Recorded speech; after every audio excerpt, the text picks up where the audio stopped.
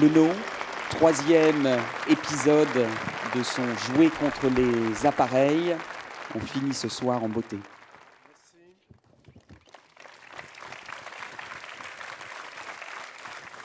Bonsoir. Mardi soir et jeudi soir, j'ai commencé à vous parler de ce qu'est la photographie expérimentale, à tenter de la définir, à vous montrer un certain nombre d'images. Je vous remontre maintenant une image vue jeudi soir de Alison Rossiter, qui travaille avec des papiers photographiques périmés depuis très longtemps. Ceci n'est pas un paysage, c'est un travail fait uniquement en chambre avec ce papier périmé. Ce soir, je vais continuer et je vais vous parler principalement d'artistes qui travaillent avec des caméras oscura.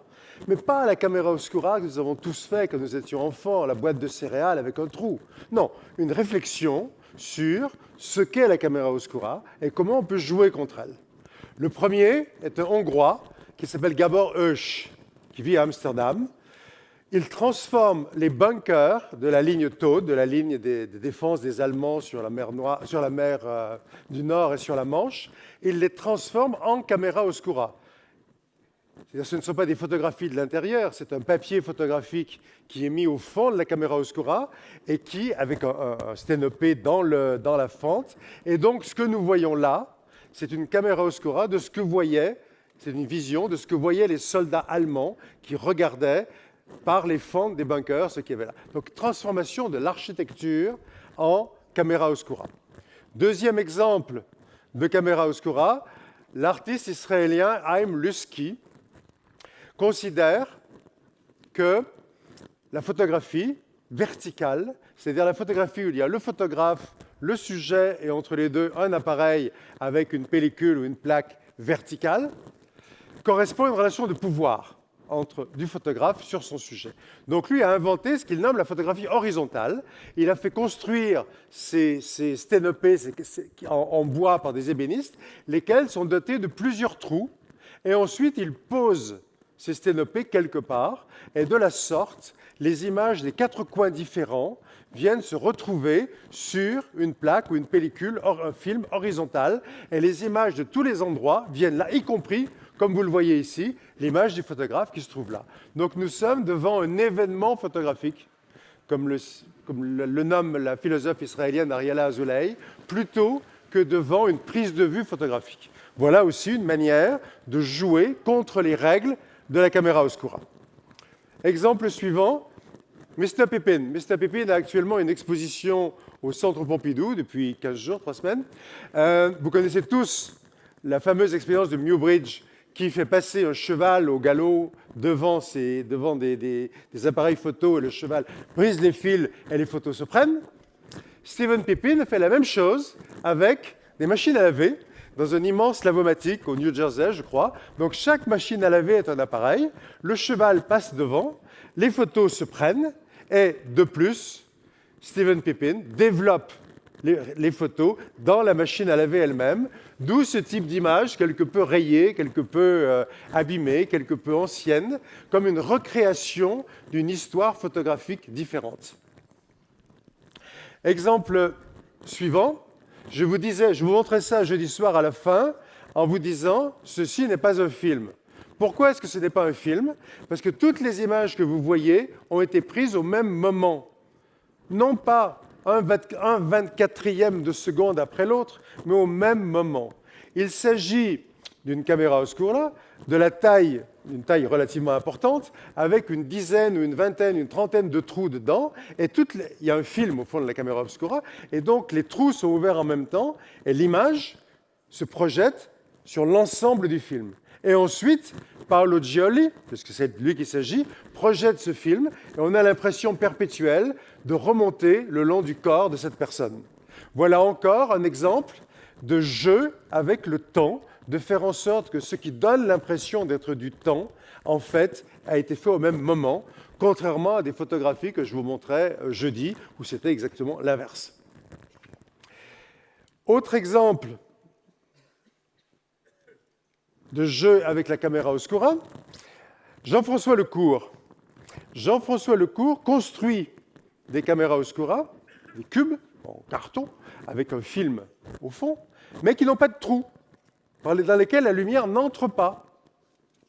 Et ensuite, il se poste devant la caméra oscura et il tire dedans, au fusil, au pistolet, à l'arc. Maintenant, il s'intéresse beaucoup à l'arc actuellement. Donc, le trou fait rentrer la lumière, la balle en même temps fait un trou dans la pellicule elle-même au fond, et donc, à condition qu'il ne bouge pas après avoir tiré, on obtient ce genre d'image tout à fait étrange, où on le voit assez mal ici, mais le trou dans la pellicule correspond au trou du canon.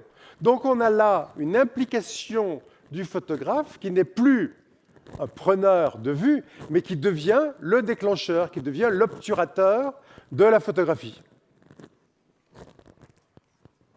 Autre exemple d'implication du corps du photographe, mardi, je commençais avec cette image en vous disant ceci n'est pas un point de révolte, ceci est un point photographique. Pourquoi un point photographique? Parce que Paolo Gioli, lui de nouveau, utilise son point comme une caméra oscura. C'est-à-dire qu'à l'intérieur de sa main, il coince une capsule de bière dans laquelle il y a un petit bout de film, il ferme le point et il l'ouvre tout doucement, en faisant attention, de manière à prendre une photo. Et la photo qu'il prend est une photo de lui-même, non pas un miroir, mais un buste en plâtre de son visage. Donc, nous avons ici, nous n'avons plus d'appareil photographique, nous avons un corps humain, une partie du corps humain, qui devient un appareil photographique, qui devient une caméra oscura. Plus besoin d'appareil, plus besoin de lentilles, juste besoin de lumière et d'un petit bout de surface sensible.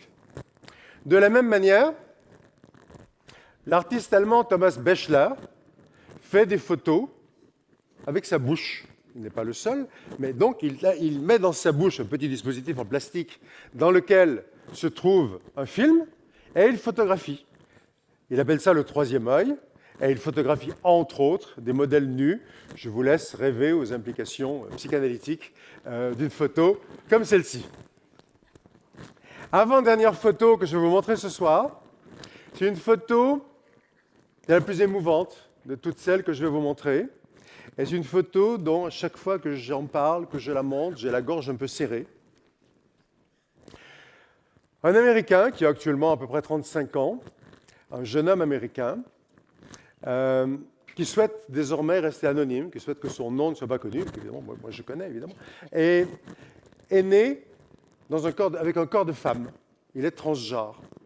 Et donc, quand il avait 20 ans à peu près, il a commencé à faire un certain nombre d'opérations, à la fois hormonales et chirurgicales, pour que son corps soit en harmonie avec son genre. Et juste avant d'avoir l'opération la plus grave, la plus sérieuse, la plus importante, celle des organes génitaux, il était étudiant à l'époque dans une université américaine, il a décidé d'utiliser son vagin comme caméra oscura. Et il a décidé de photographier ses camarades de classe, là il s'agit de son professeur de photographie, pour prendre des photos d'eux.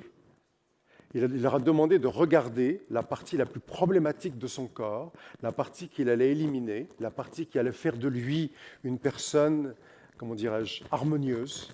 Et il a pris une photo pour la dernière fois. Alors je sais que c'est tout à fait étrange comme photo. C'est en même temps une photographie qui s'inscrit dans un processus de thérapie, quasiment pour lui, du nouvel homme qu'il allait devenir. Et c'est une photo qui, moi, m'émeut énormément. Aujourd'hui, il a une vie complètement différente et il ne souhaite plus trop parler de ça. Il a accepté, il a discuté, il a accepté que je vous montre la photographie que ce soir, que je l'inclus dans mon livre. Voilà. Alors, ce que je voulais dire, c'est que ce que je vous ai montré pendant ces 3 soirs-là, ce n'est pas un cabinet de curiosité. Ce n'est pas une galerie des horreurs, des bizarreries photographiques. C'est un vrai travail. C'est un vrai travail de ce que peut être la photographie expérimentale. Tous ces photographes ne se connaissent pas, ou la plupart ne se connaissent pas. Chacun travaille dans sa direction différente. Mais ce que j'ai essayé de faire dans une thèse que j'ai faite, dans un livre qui s'appelle « Jouer contre les appareils », peut-être si ça intéresse l'un de vous demain dans une exposition, ce que j'ai essayé de montrer, c'est que tous ces photographes, quelle que soit leur technique, quel que soit le type de choses, le type d'approche qu'ils ont, sont tous des gens qui remettent en question les règles de la photographie, les règles de la bonne photographie, et qui jouent avec les appareils, avec le temps, avec la chimie, avec la lumière. Et chacun d'eux est en quelque sorte un rebelle ou un dandy refusant ces règles-là. Pour moi, il y a une certaine similitude avec ce qui s'est passé avec la peinture à la fin du XIXe siècle.